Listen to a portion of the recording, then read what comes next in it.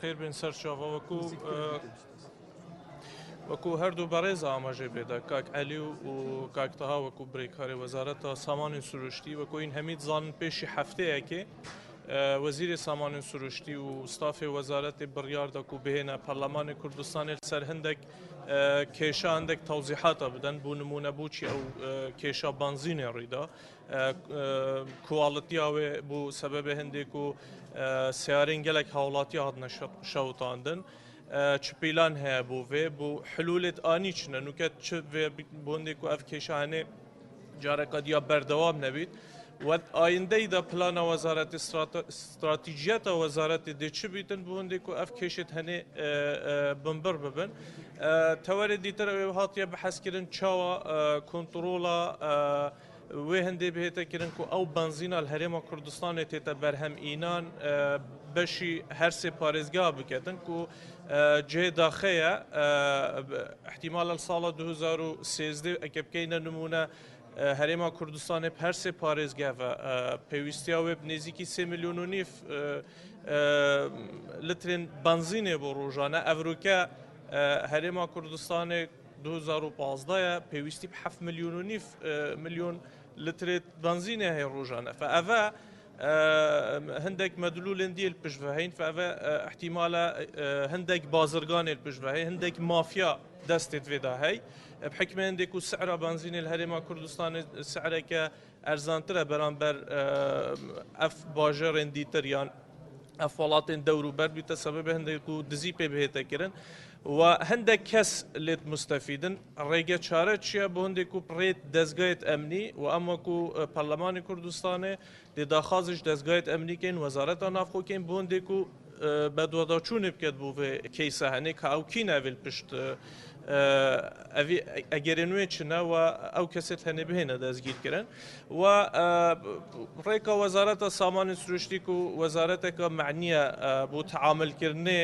گەلوێ ڕێککەفتنا دیەل بەغدا هەی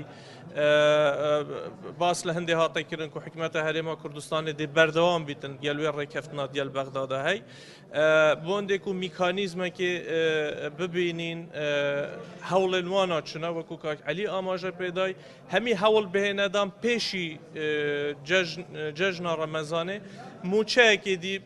فەرمانبەرە بهێتەدان سەرەڕای هەندێک و ئەف موچێ مانگا چارژی خاویەکی پێوە دیارە ئەو ژی تەسەڕوع تێدا بهێتەکردن زی بهێتەدا بشکردن و بەری ڕەمەزانê محاولە بهێتەکردن و موچەیەکی دی بهێتەدا بەشکردن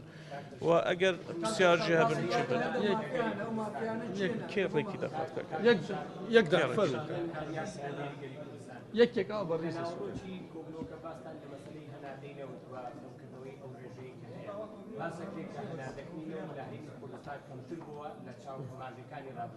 هۆکارەکەی کراوەندەبوونی عێراقا بە ڕێکەوتنامەکەی یاخود هەرێمی کوردستان بەبەستێکی دیکەی هەیە کە ئەو پابەندەبوونە وای لێ بکات کە